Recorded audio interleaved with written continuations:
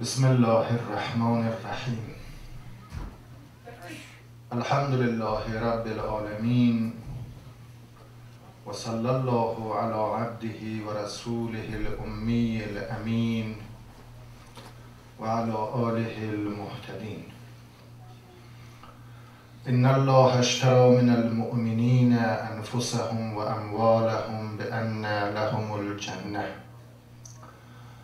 همه دوستان، خواهران و برادران عزیز، حضار گرامی، مستحضر هستید که امشب شب تاسوعای حسینی هست و دوستان ما هم از راه‌های بسیار دور احیانا با تحمل مشقت راه مسیری را طی کرده اند تا ساعتی در این جمع مکرم و مجلس معظم حضور داشته باشند و ساعتی مرغ دل را و پرنده جان را پرواز بدهند در فضای ملکوتی و معنوی و عشقی حسینی و سر بزنند به بستان گلهای سرخ محمدی.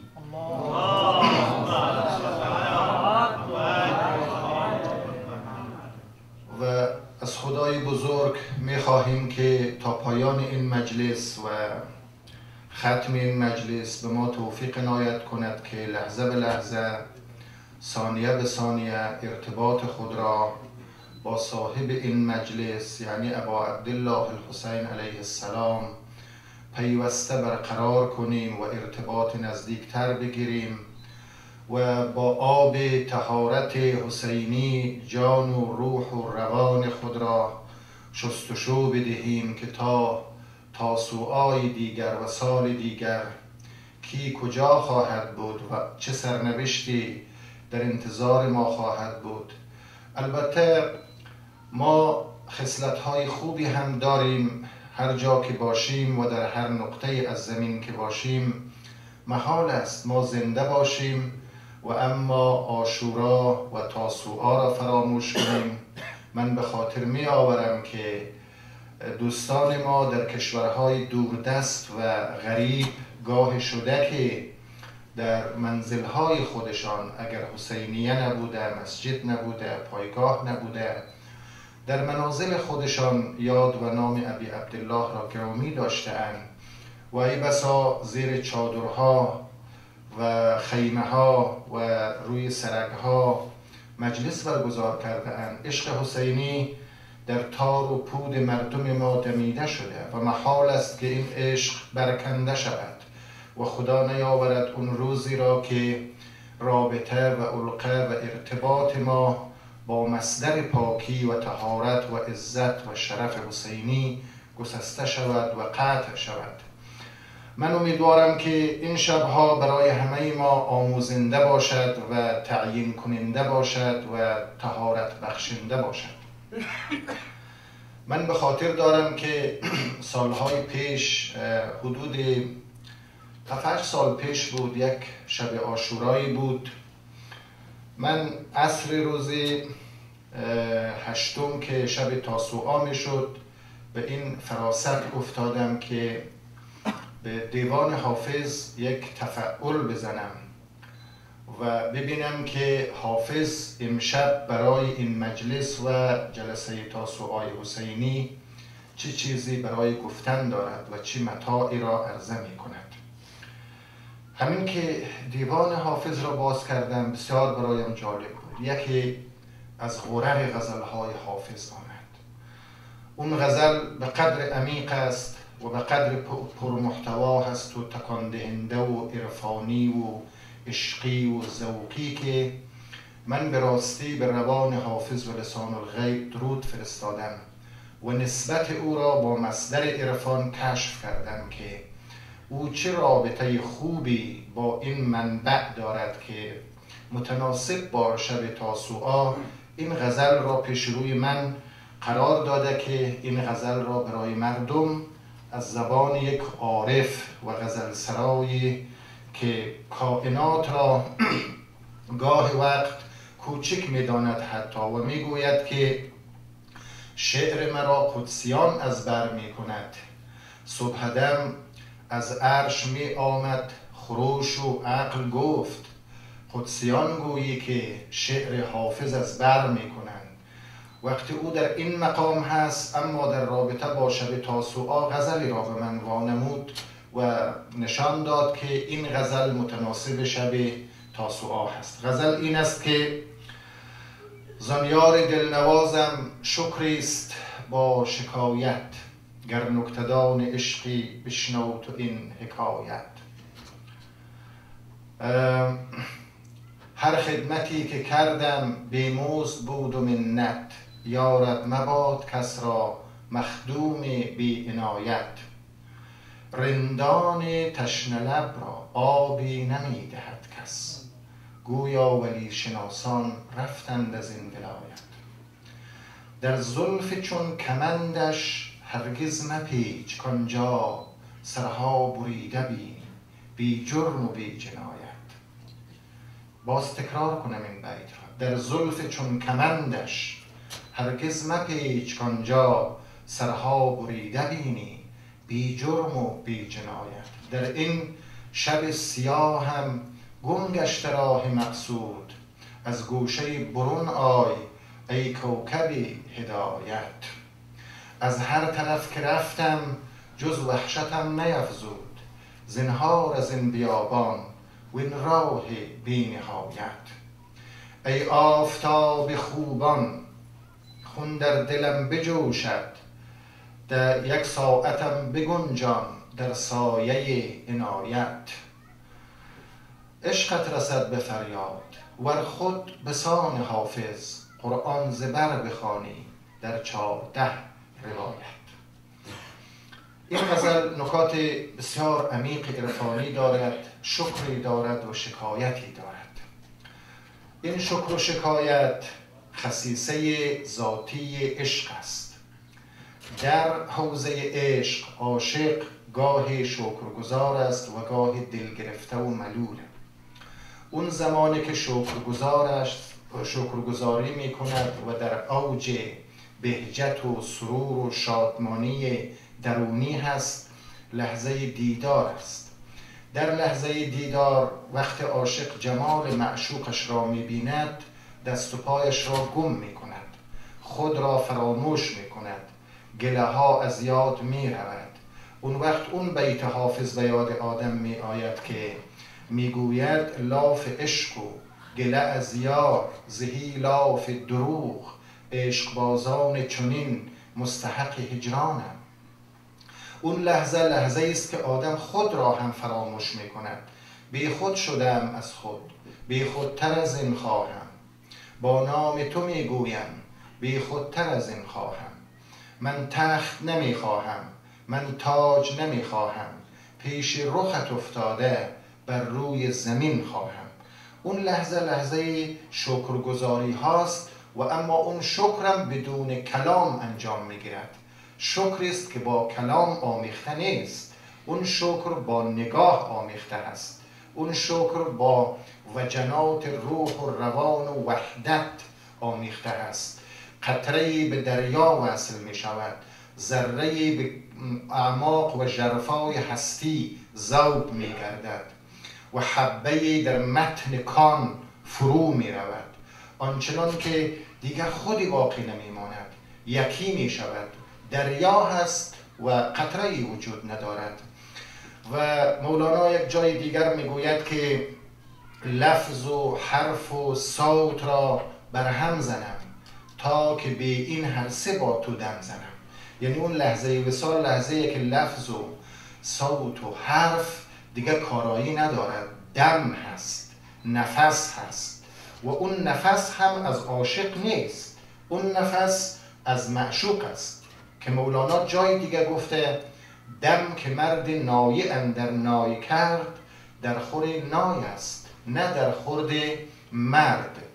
یا دو دهان داریم گویا همچون نی، یک دهان پنهان است در لبهای وی. در حقیقت او حرف میزند، یعنی هرچه هست اوست.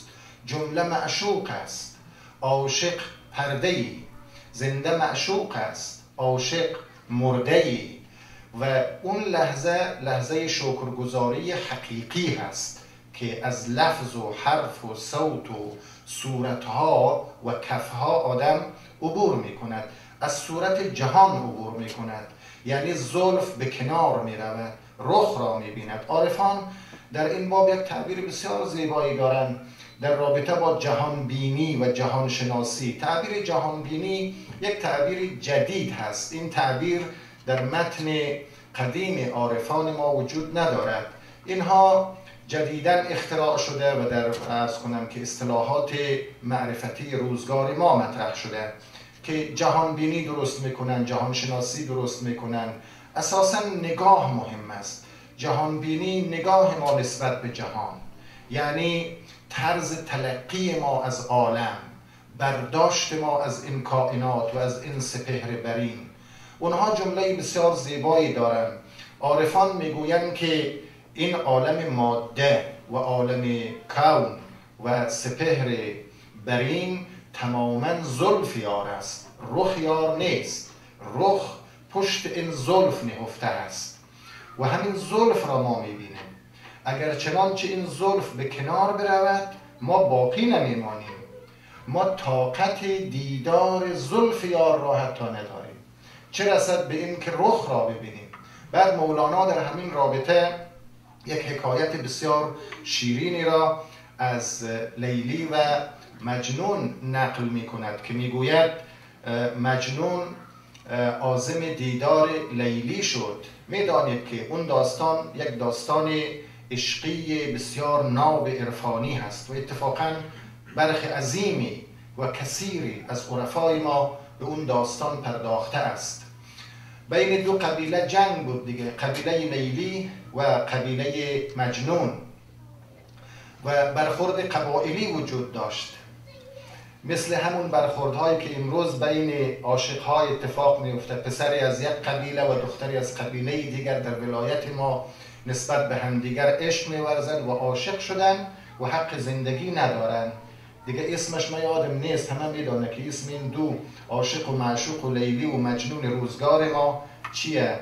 من دیدم تصویرهای اونها را هم دیدم، در رسانه ها هم آمده، همه شما هم در جریان اون امر هستید. به هر حال دو قبیله نمیگذاشتن که قبیله لیلی میگفتن ما به قبیله مجنون دختر نمیدهیم و قبیله مجنون هم میگفت ما حتما باید دختر بگیریم از شما. این استکاک و درگیری ها به وجود آمده بود و به هر حال توافق کردن رؤسای قبیله که یک دیدار کوتاه مجنون با لیلی داشته باشه، اجازه بگیرد که لیلی را یک لحظه کوتاهی ببیند. خب خیمه‌ای برافراشته شد، نگهبانها گماشته شدند، پاسبانها حضور پیدا کردند که دست نزنه، فقط نگاه بکنه لیلی رو. مجنون آمد، خیمه برافراشته شده بود، گفتن که این خیمه خیمه لیلی هست و لیلی هم در میان این خیمه نشسته. در خیمه رو بالا بزن، چهره لیلی رو ببین و راحت رو بگیر و برو. و این لحظه برای مجنون بسیار لحظه تعیین کننده بود. گفتن که همین که مجنون نزدیک خیمه لیلی شد و در خیمه را بالا زدن، چشم مجنون به جمال لیلی افتاد، غش کرد، افتاد و بیهوش شد. این حکایت یک پیام دارد و این پیام را من در قرآن میبینم. ببینید خداوند از موسی خواست که خودش را به او نشان بدهد و خداوند به موسی گفت که تو تحمل دیدن مرا نداری، اما من یک تجلی میکنم، یک تجلی، یک جلوه از خودم نشان میدم، ببینم تو چه کار میکنی. وقتی تجلی کرد فخر موسی صعقا، قرآن اینطوری توضیح میده، در کوه تور، بر کوه تور و بر سینه تور خداوند تجلی کرد موسی به رو افتاد و غش کرد و محو شد و عملا محو شد. رخ خداوند آنچنان است. کلام خدا هم به تعبیر خود قرآن کریم همین سنگینی و وزن و حجم را داره. در قرآن آمده که لو انزلنا هذا القرآن علی جبل لرأیته خاشعا متصدعا من خشیة الله. یک سینه پاک هست که کلام خدا را توانسته بگیره و اون نفس ناطقه نبوی هست. نفس ناطقه نبوی وزنش و سنگینیش آنچنان است که قرآن در سوره مزمل میگوید که انا سنلقی علیک قولا ثقیلا. اون گفته های سنگین را بر دل تو فرو میریزیم و فرو می آید و سینه پیغمبر به اندازه انشراح دارد که کلام خدا را می تواند ضبط کند و برداشت کند و تحمل کند.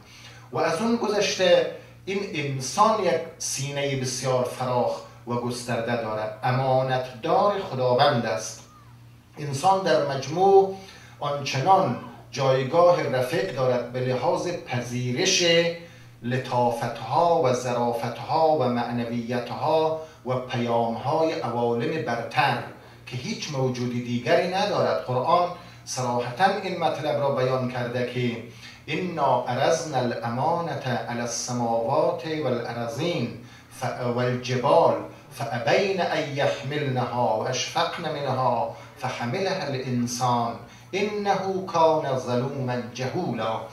ما یک امانت را به آسمان ها عرضه کردیم. خدا فرموده امانتی را به آسمان ها عرضه کردیم، بر زمین ها عرضه کردیم، بر کوه ها عرضه کردیم.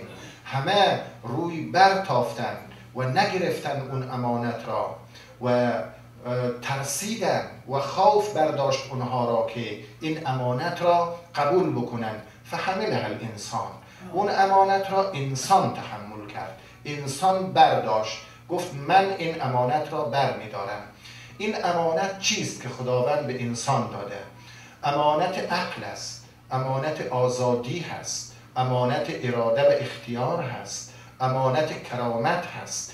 این گونه امانت ها که همه اونها هم برمیگردد به آگاهی، برمیگردد به دانش، برمیگردد به علم. این امانت علم است که نصیب انسان شده و انسان این امانت را آگاهانه قبول کرده و این نعمت و موهبت عظیم را برداشته. آگاهی در سطوح مختلف همون چیزیه که موجب شد خداوند فرشتگان را و ملائکه را مجاب کند که در خلقت آدم شما تردید نکنید که یک حکمت و یک مصلحت خدایی ماورایی وجود دارد که شما نمیدانید. چون ملائکه همزمان با آفرینش آدم عرض کردن به پیشگاه خداوند که خدایا اتجعل فیها من یسفک الدماء و یفسد فیها. تو در روی زمین کسی را می آفرینی که سفک دما می کند و فساد می ورزد و ما تو را حمد می گوییم و تقدیس می کنیم و تحمید می کنیم. در برابر این گفته فرشتگان خداوند کاری را عملا انجام داد و علم الآدم الاسماء کلها. به آدم اسما را تعلیم کرد، یعنی به آدم نیروی شناخت عنایت کرد، نیروی آگاهی عنایت کرد، تجزیه کند، تحلیل کند، تمیز بدهد، تشخیص بدهد، مناسبات را کشف کند. یک قوه نیرومندی در نهاد آدمی به نام آگاهی و عقل و علم نهاد و علم الآدم الاسماء کلها. این از غرر آیات قرآن کریمه. یکی از آیات فاخر هست که در رابطه با خلقت انسان حرف اول و آخر را گفته. اگر یک انسانی بخواهد که مقام خودش را درک بکنه باید بداند که از همین جایگاه مسجود ملک شد، مسجود ملائکه شد.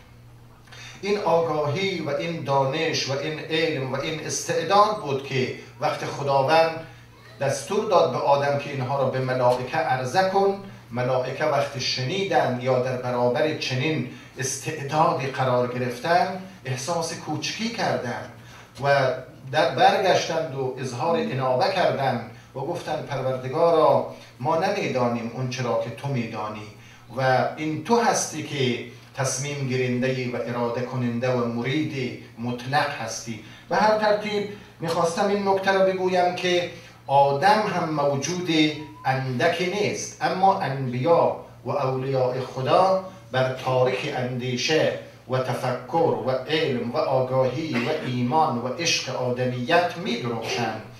در روایات و احادیث قدسی ما فراوان داریم که خداوند خطاب به پیامبرش گفته که لولاک لما خلقت الافلاک.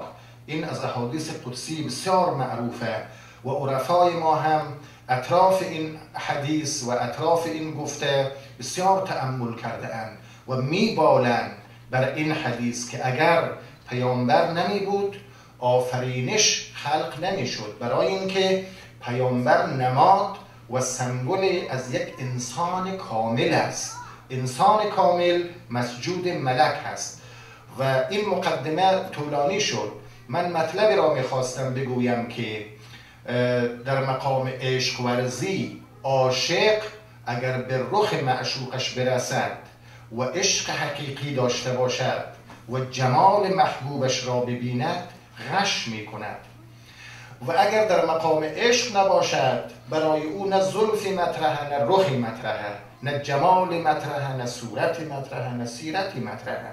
ولی انسان عاشق اینه فخر موسی صعقا. این جهان زلف خداونده، عالم همون زلف زیبای معطر اتراگی نیست که مشام ما را به رخ یار عرض کنم که معطر می کند و تازه می کند. به جهان خرم از آنم که جهان خرم از اوست، عاشقم بر همه عالم که همه عالم از اوست. با توجه به این مطلب در مقام عشق گذاری گاه شکر است اما گاه شکایت است. چرا شکایته؟ برای اینکه گاه آدم از دیدن زلف یار هم محروم می شود، زلف را هم نمی بیند. چرا زلف را نمی بیند؟ یعنی بینش، یعنی فاصله اونقدر زیاد می شود، اونقدر طولانی و دور و دراز می شود که از دیدن زلف یار هم محروم می شود و در منزل جانان نمی ماند و مبتلا به فراق و هجران می شود. این هجران و فراق ابتلای سختی برای عاشقان هست و اینجاست که کمی زبان به شکایت می گذارد. اما این شکایت توأم با دعا هست، توأم با نیایش است، توأم با راز و نیاز هست. دعا همین است که ما از او بخواهیم که زلف خود را به ما نشان بدهد، رخی را به ما نشان بدهد که تجلیگاه رخ او باشد. در مقام شکایت ها و گله ها همش ناز کشیدنه. حافظ یک جای دیگه زیبا فرموده که میان عاشق و معشوق فرق بسیار است. چو یار ناز نماید شما نیاز کنید. راهش همینه. نیاز و دعا همه برای این است که ما بار بیابیم و حضور پیدا کنیم و لحظه ای از عطر وجود معشوق بهره‌مند شویم. پس زان یار دلنوازم شکری است با شکایت. شکایت امام حسین از چه ناحیه است؟ لحظه دیدار دیر شده، حسین به تنگ آمده، عاشق دلباخته هست که برای دیدن جمال معشوقش ثانیه شماری می کند، لحظه شماری می کند، سینش احساس ضیقی می کند، از این عالم سیر است، از آنچه که پیرامونش را گرفته رنج می کشد و درد می کشد و از همه مهمتر احساس غربت و بیگانگی می کند. در گفته های امام حسین هم که جسته و گریخته از کربلا به دست ما رسیده این مطلب بسیار ملموس و واضح و روشن است. لیرغب المؤمن فی لقاء الله. در یک همچه شرایطی آدم آرزو می کند که یارش را و خداوند را ملاقات بکند. زندگی با پلیدان و پلشتان روزگار بسیار سخت است، البته برای روح والا، برای جان اعلا و برتر. زندگی مثل این است که در یک زندان افتاده باشد، محاصره شده باشد و در تنگنا باشد و تحقیر می شود، یعنی جایگاه خود را جای دیگر می داند و یک لحظه آزادی را حتی غنیمت می شمارد. من نگویم که مرا از قفس آزاد کنید، قفسم برده به باغی و مرا شاد کنید. حتی اون یک لحظه را هم آرزو می کند. مرا در منزل جانان چه امن عیش، چون هر دم جرس فریاد می دارد که بربندید محمل ها. وقتی لحظه وصال به پایان می رسد شکایت شروع می شود، یعنی درد دل است. از همین جا من یک نتیجه می گیرم. آنچه را که قبل از من شنیدید و گفته شد درست است. روز عاشورا میخواست جنگ آغاز شود.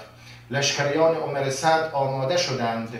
شمر ابن ذوالجوشن از کوفه تازه رسیده بود، وارد کربلا شده بود. نیروهای جنگی تازه نفس جسور بی‌حیای انسان کش وارد اون معرکه شده و دستور اکید داشتند که کار حسین ابن علی را به محض رسیدن در کربلا به پایان برسانند و این غائله را تمام کنند و طبل پیروزی خود را به صدا در بیاورند. و شمرم یک آدم خشن نظامی مأمور معذور بود که تنها درندگی را یاد داشت. او چیز دیگری نمیفهمید. او که به مرحله از آگاهی نرسیده بود. او درست یک درنده‌ای بود که آب و علفش میدادند و او را برای شکار میفرستاد. بالاتر از این دیگر من نمیگویم، بقیهش پیش خداوند است. ما کاری نیستیم. اون چی که اتفاق افتاد همین بود. شمر آمد به عمر سعد گفت که دیگر تو فرمانده نیستی. تو میتوانی سرپرست کلی یا عمومی این جمعیت باشی، اما فرمانده نظامی من هستم. من فرمان حمله را میدهم یا تو باید فرمان حمله را بدهی. لحظه های بسیار سختی در تاریخ اتفاق میفته مردم که آدم باید تصمیم بگیره. امام حسین در اون حالت تصمیم خودش را گرفته. هیهات من الذله. خب این تصمیم امام حسینه. عمر سعد اما سر دوراهی قرار گرفته. شمر آمده از این طرف اصرار میکند که یا فرماندهی را باید به من بسپاری یا دستور حمله را بدی. اگر دستور حمله را نمیدهی بر اساس این نامه که از طرف عبیدالله زیاد نوشته شده تو معزولی، تو دیگر رئیس این لشکر نیستی و فرمانده نیستی. میدانید نتایج و عواقبش چی میشد؟ نتایج و عواقبش این بود که آنچه را که عبیدالله زیاد به عمر سعد وعده داده بود از بین میرفت دیگه و اون شروط را که باید وفا میکرد عبیدالله دیگه وفا نمیکرد، از جمله وعده های دنیایی که به او داده بود و این وعده های دنیایی بسیار خار کننده و ذلیل کننده بود. به عمر سعد گفته بود که کار حسین رو به پایان برسان و این قضیه رو تمامش کن، همه تسلیم یزید میشویم. بعد من از خلیفه شام حکم گرفتم و دستور گرفتم که شما را مثلا والی ری قرار بدهد و شما بروید در خراسان و ری و اون سمتها ولایت کنید و امیر باشید.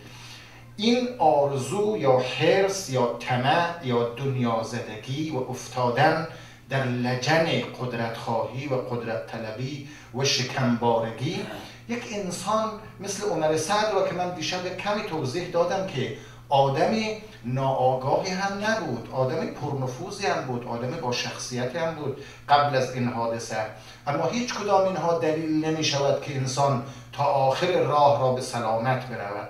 همون بیت حافظه در این شب سیاه هم گم گشته راه مقصود، اون بیت مخصوص عمر سعده. اما عمر سعد دعا نمی کند، امام حسین دعا می کند، یاران امام حسین دعا می کند. حر بن یزید ریاحی ته دلش غوغا است، درونش سیر و سرکه می جوشد. خدایا من چه کردم؟ راه را بستم، وضعیت را به اینجا کشاندم، چه خواهد شد؟ حر دنیای دیگری دارد، یک آگاهی باطنی در ضمیر حر وجود دارد که هر آن او را بیدار می کند از یک خواب عمیق و گران و مرگباری که او را فرا گرفته بود. آرام آرام بیدارش می کند که بلند شو، برخیز، چه می کنی؟ به کجا افتاده ای؟ به هر تقدیر در این شب سیاه هم گم گشته راه مقصود. راه مقصود برای حر هم گم گشته بود و برای عمر سعد هم گم شده بود. اما اون مصرع دومش دعا هست. اون دعا را شاید حر انجام داد که رستگار شد، اما عمر سعد انجام نداد. از گوشه برون آی ای کوکب هدایت. ستاره هدایت باید پرتو افشانی کند، باید نور بدهد تا آدمی از اون سیاهی های ظلمت شب و گمراهی و ضلالت نجات پیدا بکند. اون مصرع دوم شامل حال حر شد، اما شامل حال عمر سعد نشد. اینجا باید عمر سعد تصمیم میگرفت، سر یک دوراهی قرار گرفته. در برابر اون وسوسه های دنیایی شیطانی بسیار ذلیل شد. چگونه من فرماندهی را به شمر بدهم و حالان که مثلا ممکنه من به امارت ری برسم، حاکم ری شوم. به هر حال تصمیم گرفت نه، نقد را رها کردن نسیه را نمیگیرم. نقد همین است که سر حسین ببرم، بروم حکومت ری را نصیب شوم، و نسیه این است که بیایم و امام حسین را آزاد بکنم یا در کنار امام حسین باشم، جنگی در بگیرد و ممکنه ما شکست بخوریم و نتوانیم از او دفاع کنیم، در حالی که اگر خدا یاری میکرد یا احیانا عقل برای اونها یک کمی بر اونها حکومت میکرد، همون سپاهی که تحت فرمان عمر سعد بوده چنین هم نبود که همه یاغی باشند، چنین هم نبود که از فرمان عمر سعد سرپیچی بکنند. می توانست تمام اون سپاه را در خدمت امام حسین قرار بده و حر این کار را می توانست، اما نکرد. زمانی که تصمیم گرفت که رها کند خودش را و آزاد بکند، دیگه دیر شده بود، فرماندهی از دستش رفته بود، دیگه حر فرمانده آنچنانی نبود. این شمر ابن ذوالجوشن بود که به جای حر نشسته بود و فرماندهی میکرد و مستقیم نظم اون ارتش یا اون سپاه را برقرار میکرد. عمر سعد گفت نه، من فرمان حمله را میدهم، این کار را من میکنم، تصمیم خودم را گرفتم. به هر تقدیر روز تاسوعا اولین تیرها به طرف خیمه های حسین آمد. تیر که رها شد معنا و مفهومش این بود که جنگ آغاز شده. باز امام حسین باب گفتگو را نبست، با عمر سعد گفتگو داشت. شب عاشورا من در بسیاری از کتابها خواندم که شب عاشورا خود امام حسین رفت به خیمه عمر سعد. شب عاشورا یک ملاقات جدی با عمر سعد داشت، یعنی تا آخرین لحظه امام حسین تلاش کرد که این جنایت تاریخی شکل نگیره و مصالحه صورت بگیره و راه بر روی امام باز بشود که به سمت یک بیابان حرکت بکند که اساساً این منطقه را رها کند. اما و قساوت قلبی که حاکم شده بود بر اون گروه این مجال را ندادند و همه سرسختانه و لجوجانه ایستادند و گفتند نه، ما باید کار را یکسره کنیم، الا و لابد تو باید بیعت کنی، در یک کلام باید بیعت کنی. یک امیره، یک خلیفه هست، دستور داده تو نباید یاغی باشی، طاغی باشی. با استدلال هایی که امام میکرد راه به جای نبود و گوش شنوایی نبود و چشم بینایی نبود. بر تقدیر این جنگ به تعویق افتاد و ملاقات ها ادامه پیدا کرد و اون حادثه دیگری هم که نقل شد، بله اون هم درسته. شمر ابن ذوالجوشن از طایفه بنی کلابه. بنی کلاب یک طایفه شمشیرزنی معروف شجاع و جسوری بوده. زمانی که امیر مؤمنان میخواست بعد از فاطمه زهرا سلام الله علیها ازدواج انجام بدهد، رفت به سراغ برادرش عقیل. عقیل از جمله کسانی بود که به انساب و طوایف عرب آشنایی و شناخت کافی و وافی داشت. امام به عقیل گفت که میخواهم همسری برگزینم و تو بر انساب عرب آگاهی داری، سعی کن از یک خانواده‌ای و از یک قبیله‌ای دختری را برای من پیدا بکنی که شجاع باشند و جسور باشند و دلیر باشند. گوییم که امام چیزهایی را میدید، گوییم که میدید نیازه در کنار امام حسین برادران نیرومندی باشد، برادران قوی پنجه‌ای باشد، مظهر حماسه باشند، غیرت داشته باشند، وفا داشته باشند، عاشق فرزندانش باشه و از همه مهمتر عاشق ارزش‌های اخلاقی و علوی باشند و عاشق سنت نبوی باشند و کسانی باشند که راه پیغمبر را ادامه بدهند. و به هر ترتیب عقیل گفت خیلی خوب، طایفه بنی کلاب طایفه بسیار معروفی هستند و شمشیرزنان خوبی دارند. ام البنین از اون طایفه هست. از اون طایفه رفتن، مادر عباس رو خواستگاری کردن و این خواستگاری انجام شد، ازدواج هم صورت گرفت. از ام البنین امیر مؤمنان 4 فرزند دارد. عباس است و جعفر است و عبدالله است و عثمان است و هر 4 تا در کربلا شهید شدند. تنها عباس نبود. عباس اما چیز دیگری بود. یک جای فیض کاشانی میگوید که حور چه دارد دلبری اما تو چیزی دیگری، دارد پری افسونگری اما تو چیزی دیگری. عباس چیز دیگری بود برای امام حسین. عباس عاشق حسین بود، جان باخته حسین بود، ذوب در وجود حسین بود. و بگذاریم از این مطلب، این حوادث موجب شد که امام روز تاسوعا جنگ را به تأخیر بیندازد، یعنی هم باب گفتگو باز باشد، انتظار این که شاید این قوم جسور قسی القلب هدایت شود. این انتظار در دل امام موج میزد و امام تا آخرین لحظه هم ناامید نشد و کار خودش را انجام داد. و اما شمر وقتی وارد کربلا شد، این رو من شاید در ضمن روزه خودم خدمت دوستان توضیح بدهم که اون اماننامه چه داستانی داشته و چه حکایتی داشته. اون بماند آخر مجلس، شاید جزء روزه توضیح بدهم. شمر از طائفه بنی کلاب است، به همین دلیل شمشیرزن، جسور، قسی القلب. مادر ام البنین از طائفه بنی کلاب و لذا وقتی که شمر وارد صحرای کربلا شده، از قبل یک هماهنگی بوده. یعنی شمر میدانست دیگه که ابوالفضل پسر ام البنینه و ام البنین 4 فرزند از علی بن ابی طالب داره و برادران امام حسینم. بنابراین شخصا از عبیدالله زیاد یک اماننامه گرفت و این اماننامه مکتوب بود. اتفاقا این موضوع از مسلمات تاریخه که من عرض میکنم. مرحوم شهید مطهری اینها رو تأیید کرده. من این توفیق را داشتم که بسیاری از آثار مرحوم شهید مطهری را بررسی کنم و بخوانم و مطالعه کنم و در زمان حیاتش هم خداوند به من توفیق داده بود که 1-2 سال در محضر درس ایشان حضور داشته باشم.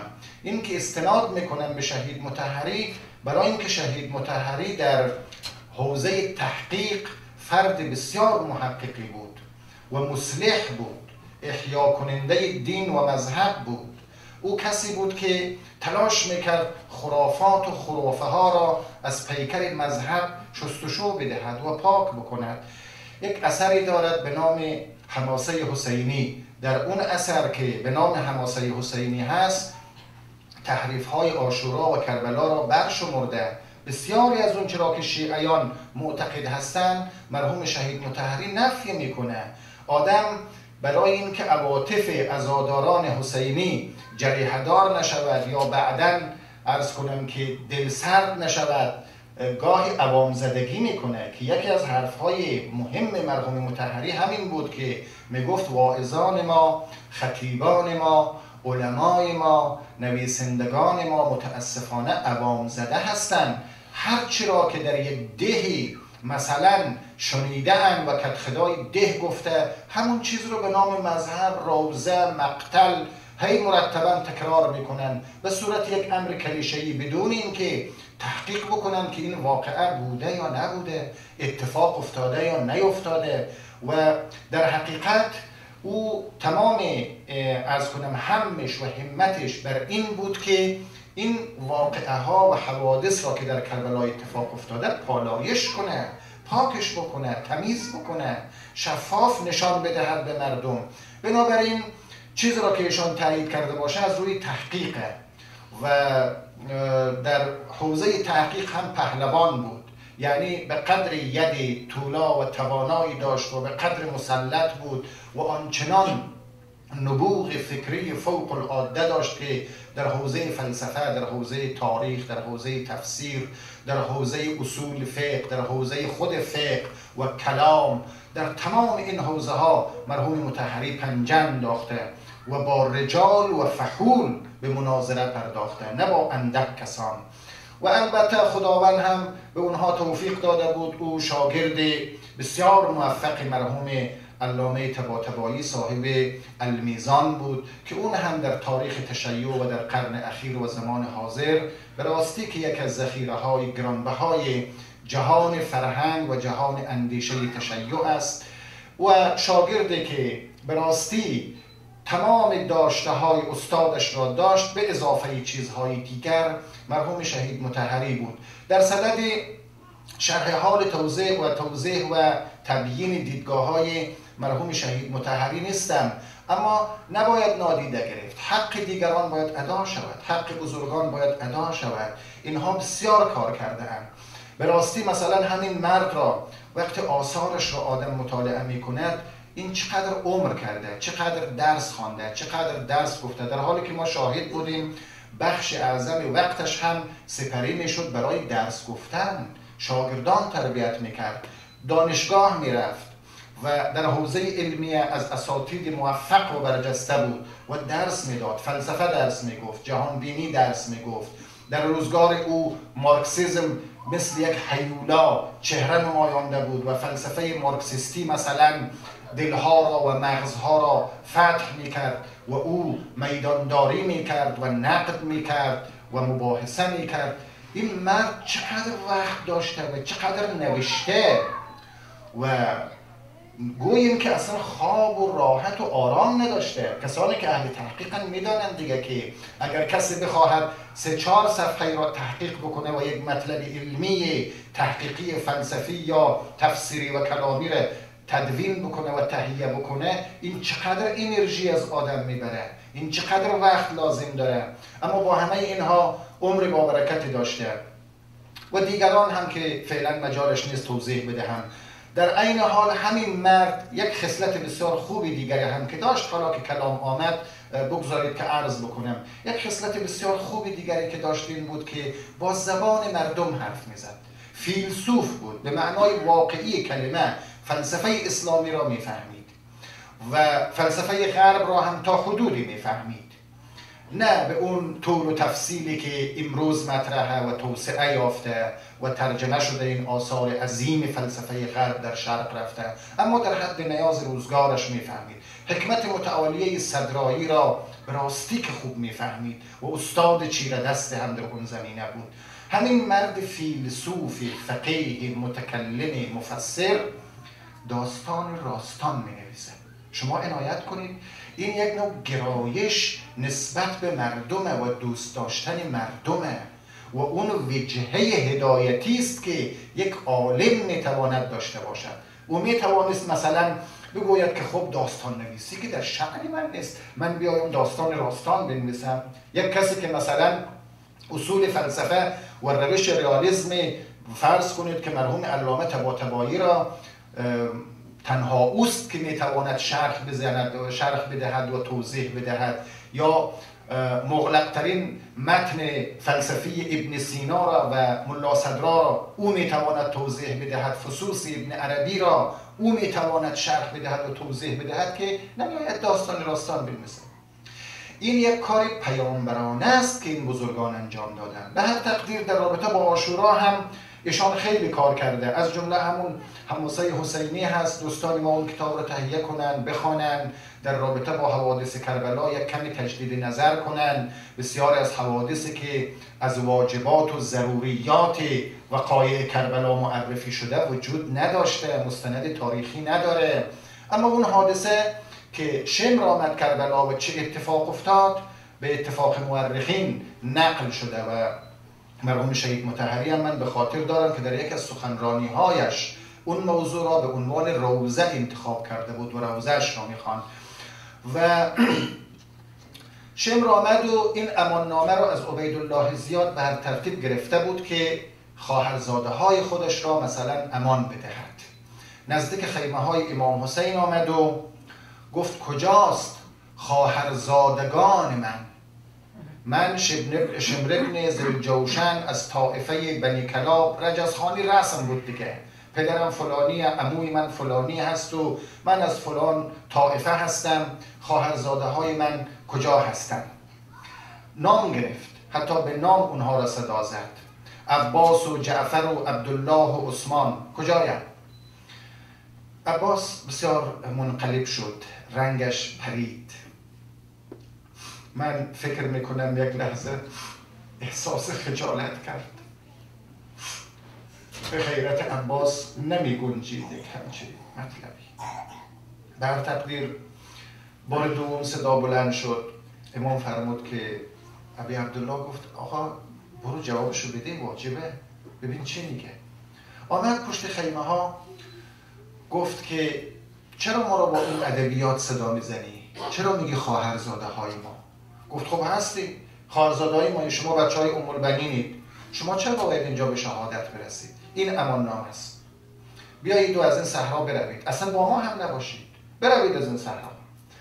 اینجا بود که عباس بدون اینکه جسارت کند، ادب را، حیا را، شرم را، اخلاق را، عفت را برباد بدهد، برگشت و گفت راهی که تو میروی به جهنم است و راهی که من میروم تو نمیدانی به کجا منتهی میشه.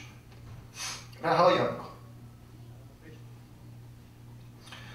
رو سر بنه به بالین، تنها مرا رها کن، ترک من خراب شبگرد مبتلا کن. ماییم و موج سودا، شب تا به روز تنها، خواهی بیا جفا کن، خواهی برو وفا کن. ماییم و آب دیده، در کنج غم خزیده، از آب دیده ما صد جوی آسیا کن. عباس در اونها را هواهای دیده است. در کوی عشق پیری دیشب به خواب دیدم، با دست اشارتم کرد که عزم سوی ما کن. گر اژدهاست در ره عشق است چون زمرد، از برق این زمرد هین دفع اژدها کن. و چه نیروی این اژدها را، اژدهای دنیا، اژدهای عافیت طلبی، اژدهای لذت جویی، کامجویی ها، حکومت ها، این اژدها را عباس با چی باید دفع بکنه؟ با عشق دفع میکنه، با برق عشق به گفته مولانا دفع میکند. گر اژدهاست در ره عشق است چون زمرد، از برق این زمرد هین دفع اژدها کن. اون برق عشق حسینی است که وجود عباس را گرفته، اون رهایش میکند و آزادش میکند. بگذرم این مقدمه کشانده شد به یک جایی که مرا وادار کرد به پراکندگویی. عیب هم ندارد، اگر چنانچه پراکنده سخن میگویم، باز هم به حساب شب تاسوعا بگذارید که به قول مولانا گفت که گر نمیگویم به سبک مدعی رنگین سخن، دار معذورم که عاشق را زبان دیگری است. امشب عاشقان ابوالفضل اینجا آمده، عاشقان حسین آمده. عاشق با زبان عشقی حرف میزند، عاشق با زبان فلسفه بیگانه است، با زبان اکادمیک شسته و رفته و زیبا و مقفای ادبی بیگانه است و زبان دیگر دارد، ادبیات دیگر دارد، حس دیگر دارد. مولانا یک جایی میگوید که لفظ و حرف و صوت را بر هم زدم که خواندم، جای دیگه زیباتر از این میگوید. عبدالرحمن جامی، حالا که سخن آمد اینجاها بگذارید که پراکندگویی کنیم. عبدالرحمن جامی کسی هست که پیرو مولانا جلال الدین محمد بلخی و ابن عربی هست و به شدت تحت تأثیر مولاناست. یک جای ابیاتی داشت، این ابیات بسیار خوشم آمد. عبدالرحمن جامی میگوید که ضعف پیری قوت طبعم شکست، راه فکرت بر ضمیر من ببست، در دلم فهم سخندانی نماند، بر لبم حرف سخنرانی نماند. نسبتی دارد به حال من قوی، این دو بیت از مثنوی مولوی. مولانا چه گفته در مثنوی؟ این دو بیت را عبدالرحمن نقل میکنه، جامی نقل میکنه. میگه که کیف یأتی النظم لی و القافیه بعد ان ضعفت سول العافیه، قافیه می جویم و دلدار من، گویدم مندیش جز دیدار من. مولانا یک جای گفته که کیف یأتی النظم لی و القافیه، گاهی بدون نظم بدون قافیه حرف میزند و آرزو میکند که این قافیه های دست و پاگیر کنار برود که آدم بتواند حرف دلش را با معشوقش در میان بگذارد. بنابراین شب تاسوعا شبی هست که در این روز بسیاری از حوادث زیبای عشقی حسینی رقم خورده و یک عامل را هم که باز در روایات آمده و من خواندم اینه که امام حسین بعد از اینکه تیرها به طرف خیمگاه آمد، ابوالفضل رو گفت برو از این مردم طلب مهلت کن و بگو امشب ما نمی‌جنگیم.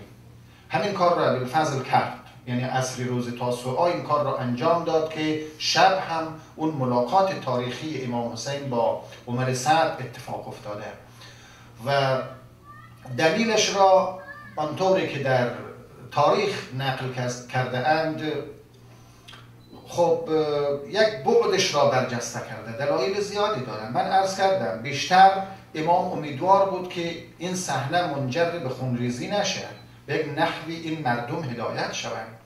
اما اگر بنا باشد که آدم از این عالم برود، اون وقت یک وداع دیگری هم امام حسین داشته که به برادرش ابوالفضل گفت که من میخواهم امشب زنده بمانم. چرا میخواهم زنده بمانم؟ به خاطر اینکه میخواهم با یک چیزی که در دنیا بسیار برای من عزیز بوده خداحافظی کنم. دیدید گاه وقت آدم به یک چیز دلبستگی پیدا میکنه و او رو دوست میداره. دلبستگی امام حسین در این دنیا چی بوده؟ اینم بسیار آموزنده است. گفت که میخواهم که شب عاشورا همش نماز بخوانم. نماز برای من خیلی عزیز بود.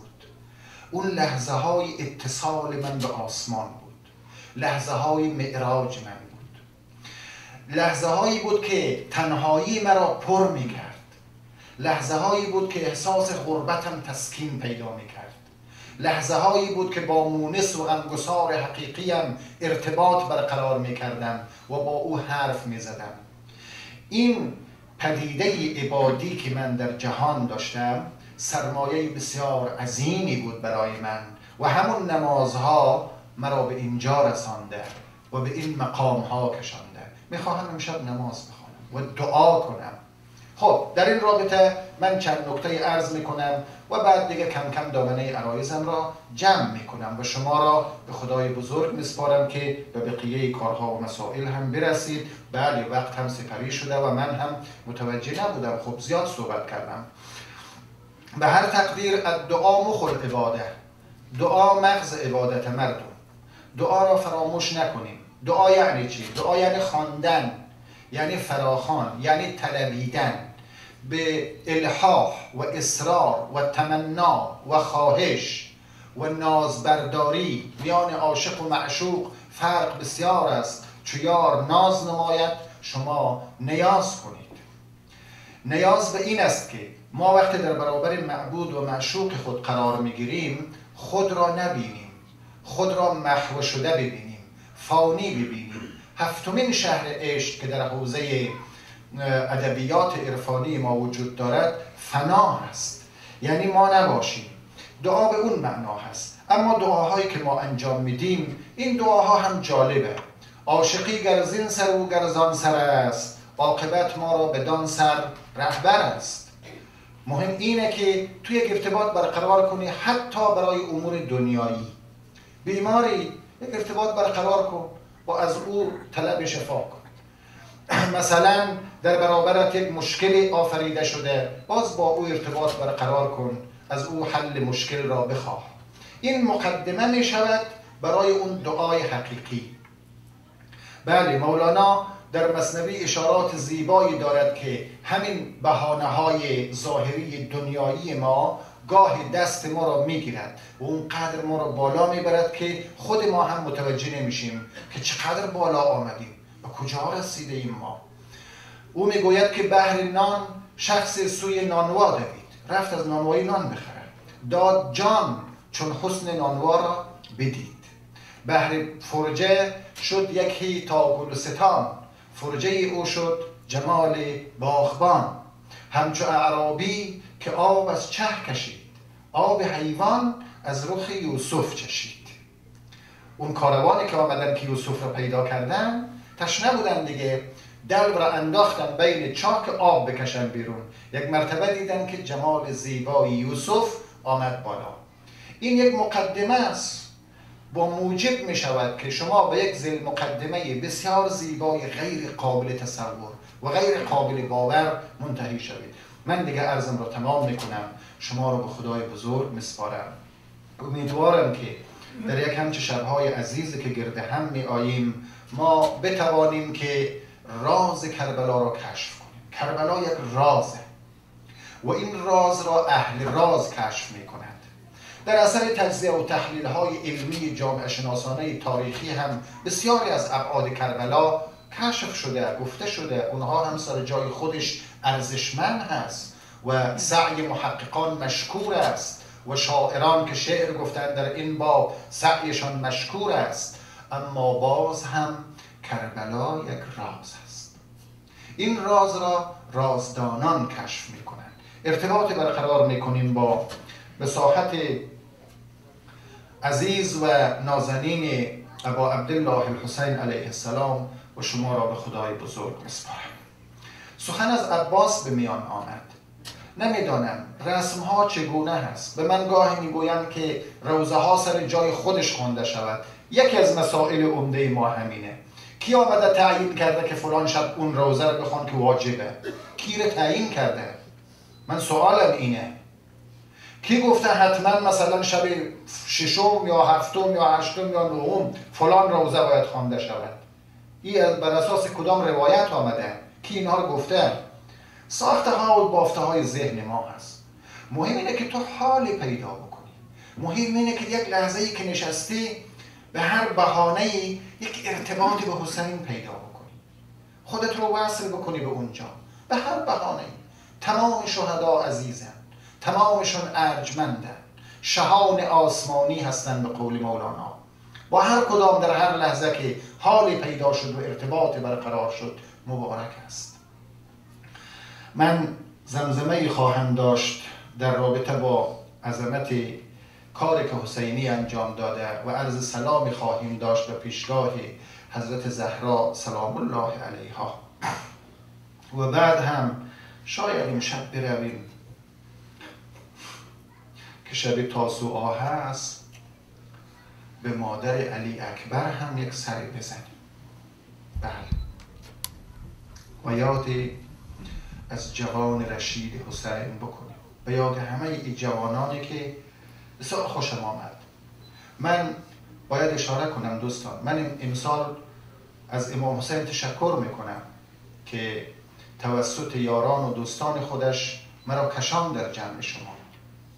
البته هر سال خوب بوده، هر جا مجلس حسین خوبه، اما از این که در خدمت شما و در محضر شما بوده ام و این همه جلسات شیرین و پرحلاوت را من دیده ام، لذت برده ام، از آقا بی عبدالله تشکر میکنم.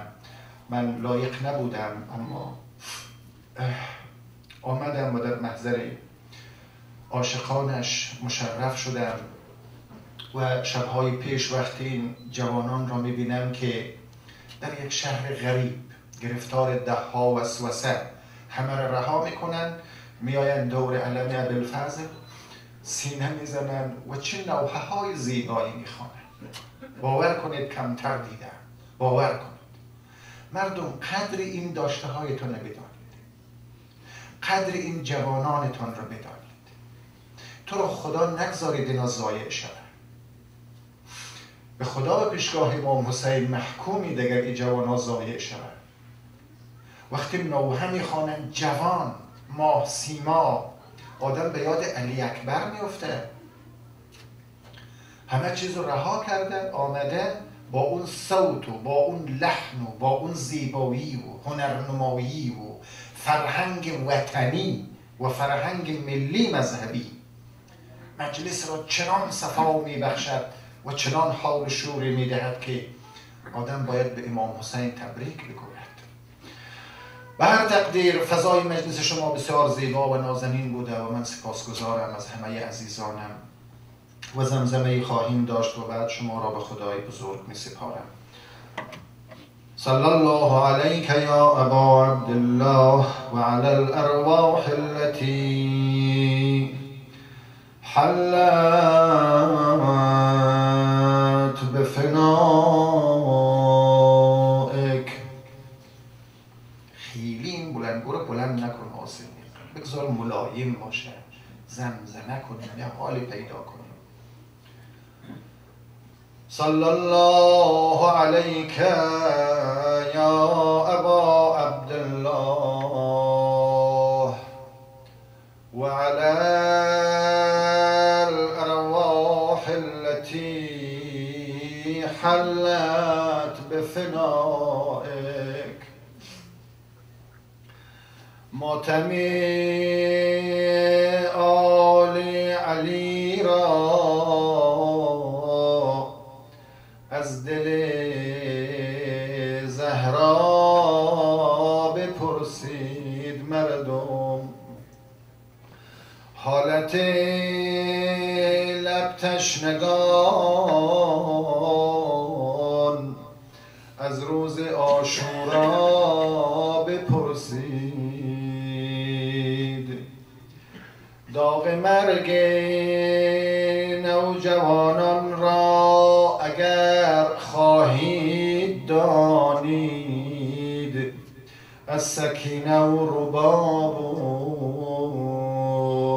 زینب کبرا بپرسید.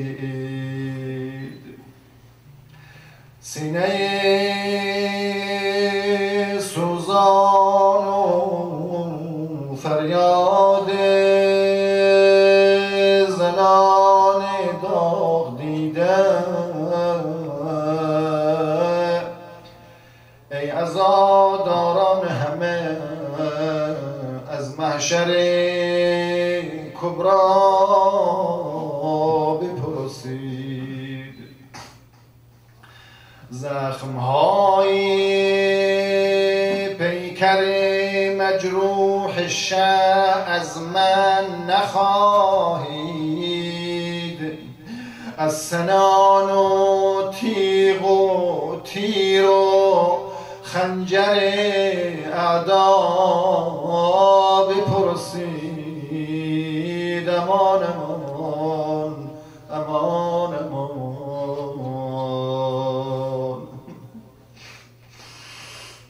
حالت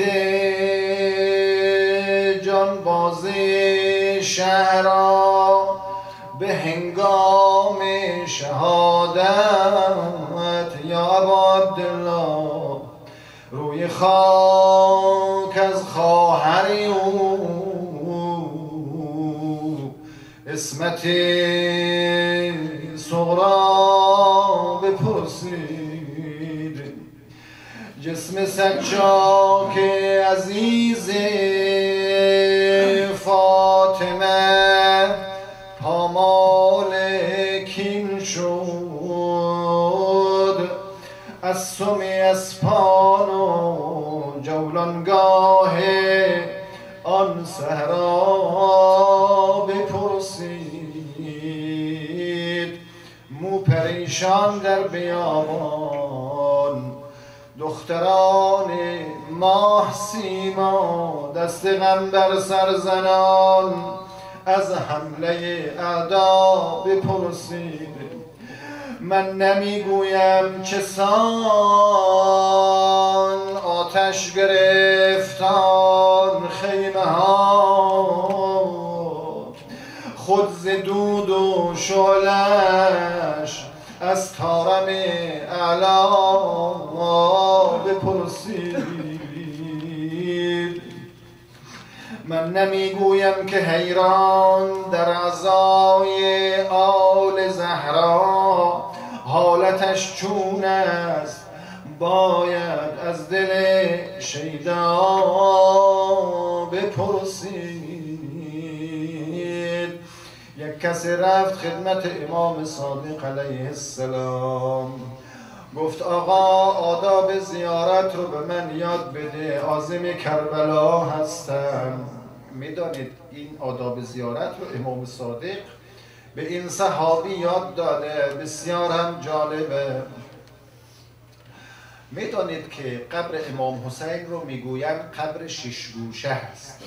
دلیل مطلب رو که میدانید چیه؟ برای اینکه علی اکبر پایین پای امام حسین دفن شده، چون علی اکبر جوانش پایین پای امام حسین دفن شده، اون قبر رو میگویند قبر شش گوشه حسین. و این بسیار جالبه. امام صادق علیه السلام به این صحابی گفت وقتی رفته کربلا، اول از طرف پایین قبر برو، اولین کاری که میکنی صورتت را بگذار روی قبر علی اکبر، این صورتت را هی به خاک ها و قبر علی اکبر بمال. چرا؟ برای اینکه روز عاشورا وقت جدم رفت وارد میدان شد، علی را غرقه خون دید، فرق شکافتش رو دید، یک کمی علی رو بالا آورد، نزدیک سینه‌اش گرفت، دلش آرام نگرفت آقا، بالاتر آورد، به سینه‌اش چسباند، جوان نازنینش را، دلش آرام نگرفت. اما بمیرم، راوی میگه فوضع خده علی خده، آقا صورتشو به صورت علی نهاد. یک وقت دیدن محاسن حسین غرقه در خون، صدا زد عزیز دلم، جان بابا علی دنیا بعد کل افا. علی جوانم دیگه بعد از تو زندگی رو نمیخواهم، جان بابا نمیخواهم زنده بمانم. لا حول ولا قوة الا بالله العلی العظیم. امن یجیب المضطر اذا دعا و یکشف السوء، امن یجیب المضطر اذا دعا و یکشف السوء، امن یجیب المضطر اذا دعا و یکشف السوء. خدایا ما را بیامرز، پروردگارا گناهان ما بریز، آبروی ما مریز، دردهای ما دوا بفرما، همه بیماران شفا عنایت کن. پروردگارا حوایج ما را برآورده بگردان، خداوندا اموات ما را ببخش و بیامرز. پروردگارا سفر مسافرین بی خطر گردان، دین مدیونین ادا بفرما، مشکلات و گرفتاری ها را از ما، جامعه ما و خانواده های ما دور بگردان. خیرات و برکاتت را نصیب ما و فرزندان ما و ذریات ما بگردان. پروردگارا جوانان ما را هر جا که هستند، در هر لباسی و هر شرایطی، از تمام آفات و بلیات مسون و محفوظشان بدار. خداوندا چشمهای منتظر ما به جمال امام زمان ما روشن بگردان. پروردگارا عزیزانی که در این شبهای عزیز بانی می شوند، از مهمانان ابی عبدالله پذیرایی می کنند، نزوراتی دارند، خیراتی دارند، اطعام می کنند، خدایا تو را به حق شهدای کربلا از همه به احسن وجه قبول بگردان. 100 در دنیا، 1000 در آخرت اجر و مزد عنایت فرما. بین ما و حسین ما در دنیا و آخرت جدایی مینداز. و آخر دعوانا الحمد لله رب العالمین. السلام علیکم. سلام. اللهم صل علی محمد و آل محمد. بابا دیگه سکا نمیتونه آب بیاره، لا لا لا لا. گل بابا دیگه سکا نمیتونه آب بیاره، لا لا لا لا. گل پرپر خواب از هر مادر که شیر نداره. لا لا لا لا گل یاسم در حراسم هر ملک رو نبینه. قاتل تو پرزکینه در کمینه تا که یاسمو بچینه. قاتل تو پرزکینه در کمینه تا که یاسمو بچینه.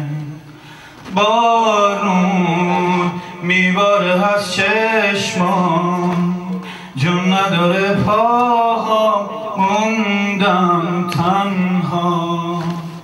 لرزه افتاده بر اعضام جون نده رو دستم جون بابا. بارون میباره از چشمام جون نداره پاهم موندم تنها.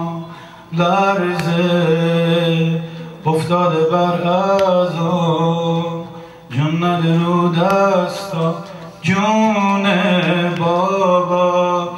علی لای لای علی لای لای علی لای لای علی لای لای علی لای لای علی لای لای علی لای لای علی لای لای. چرا مادر علی اصغر گلوی خون فشان داری؟ چرا مادر ماشاءالله بلند گلوی خون فشان داری؟ همه چرا مادر علی اصغر کسایی که بغل دیوار نشستن فشان داری؟ چرا چشمان پر آب و تبسم بر دهان داری؟ بیا تا خون ده حلقومت و آب دیدگان شویم. چرا مادر علی اصغر گلوی خون فشان داری؟ بلند چرا مادر علی اصغر گلوی خون فشان داری؟ بیا تا بنده قنداقت بیا تا بنده قنداقت گشایم ای علی اصغر که از رفتن ای مادر و ملک جاودان داری؟ چرا مادر علی جانم بلند گلوی خون فشان داری؟ چرا مادر علی اصغر گلوی خون فشان داری؟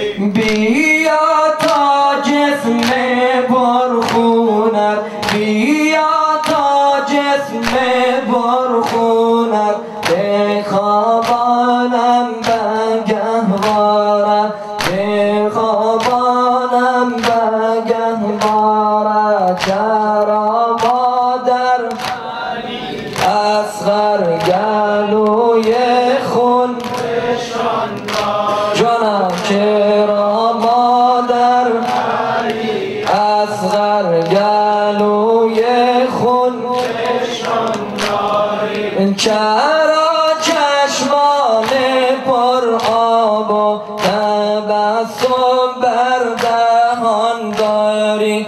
بیا تا خون به حلقومت و آب دیدگان شویم. چرا مادر علی اصغر گلوی خون فشان داری؟ چرا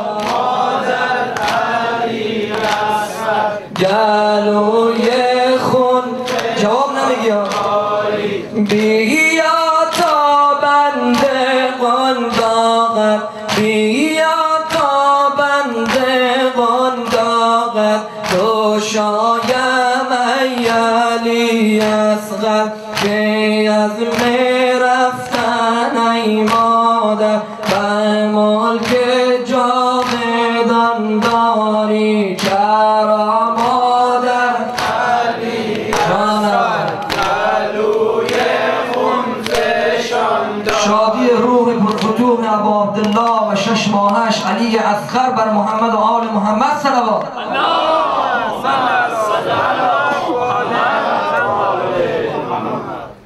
حسین آمد به میدان و علی اصغر در آغوشش.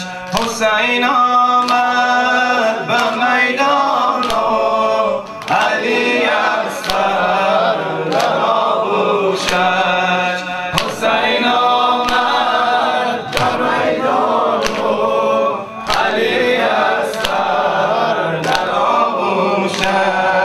لب خاموش او گوید، لب خاموش او گوید بسوز دل حکایت ها ز بی‌تابی و بی‌آبی سرش غم گشت بر دوشش. ز بی‌تابی و بی‌آبی سرش غم گشت بر دوشش. حسین آمد به میدان و علی اصغر در آغوشش. حسین آمد به میدان و علی اصغر در آغوشش. لبش بیرنگ و دل پرخون، لبش بیرنگ و دل پرخون نگاه مات او محزون، نگاه مات او محزون. هوای کربلا برده همه صبر و همه هوشش. هوای کربلا برده همه صبر و همه هوشش. حسین آمد به میدان و علی اصغر در آغوشش. حسین آمد به میدان و علی اصغر در آغوشش. حسین آمد به میدان و علی اصغر در آغوشش. نمی نالد ز بی شیری، نمی نالد ز بی شیری، نمی نالد ز بی آبی، نمی نالد ز بی آبی. در آغوش پدر دیگر شده مادر فراموشش. حسین آمد به میدان و علی اصغر در آغوشش. حسین آمد به میدان و علی اصغر در آغوشش. زبان خویش را گاهی، زبان خویش را گاهی برون آرد به آرامی. مگر مرطوب گرداند لبان خشک خاموشش. مگر مرطوب گرداند لبان خشک خاموشش. حسین آمد به میدان و علی اصغر در آغوشش. حسین آمد به میدان و علی اصغر در آغوشش.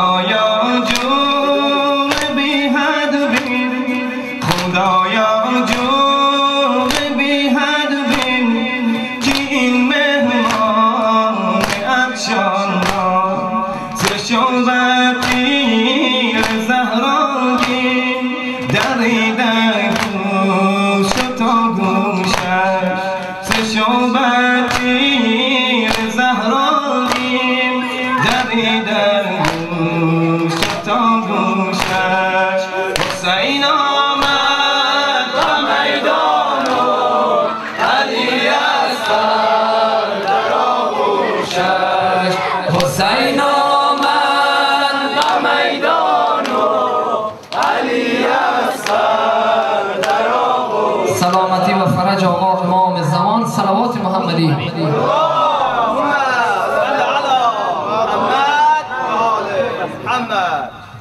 بیادرها توجه کنید. تشنه ترین حرم اسقرمای اسقرم، تشنه ترین حرم اسقرمای اسقرم. از همه دل میبری طفلک زیبای من، از همه دل میبری طفلک زیبای من. تشنه ترین حرم اسقرمای اسقرم، تشنه ترین حرم اسقرمای اسقرم، تشنه ترین حرم اسقرمای اسقرم، تشنه ترین حرم تشنه ترین حرم اسقرمای اسقرم. از همه دل میبری طفلک زیبای من، از همه دل میبری طفلک زیبای من. آن به لبت آمدن رای من و بای من، گرم کنم چون چورا تشنه به میدان برم. تشنه ترین حرم اسقرمای اسقرم، تشنه ترین حرم اسقرمای اسقرم، تشنه ترین حرم اسقرمای اسقرم. گریه و ناله مکن پیش دو چشمم چنین، گریه و ناله مکن پیش دو چشمم چنین. نیست مرا قطره این آب حیا نازنی، از ره آب را دل صف مشرکین. تشنه کنار فرات کشته شده افسرم، تشنه ترین حرم اسقرمای اسقرم، تشنه ترین حرم اسقرمای اسقرم. تشنه ترین حرم اسقرمای اسقرم. تشنه ترین حرم اسقرمای اسقرم. غصه و اندوه تو آه مرا میکشد، غصه و اندوه تو آه مرا میکشد. تشنگی بیگناه آه مرا میکشد، همه غم دیدران هجر و بلا میکشد. منتظر است در حرم گریه کنم خواهرم، تشنه ترین حرم اسقرمای اسقرم، تشنه ترین حرم اسقرمای اسقرم. تشنه ترین حرم اسقرمای اسقرم. تشنه ترین حرم اسقرمای اسقرم. تشنه ترین حرم اسقرمای اسقرم. طفلک مظلوم من غرقه غم ها علی، طفلک مظلوم من غرقه غم ها علی. منتظر است در حرم مادر تنها علی، حجت بر حق من بر همه ادا علی، حجت بر حق من بر همه ادا علی. رفت از تابم علی جان ز جان بهترم، رفت از جان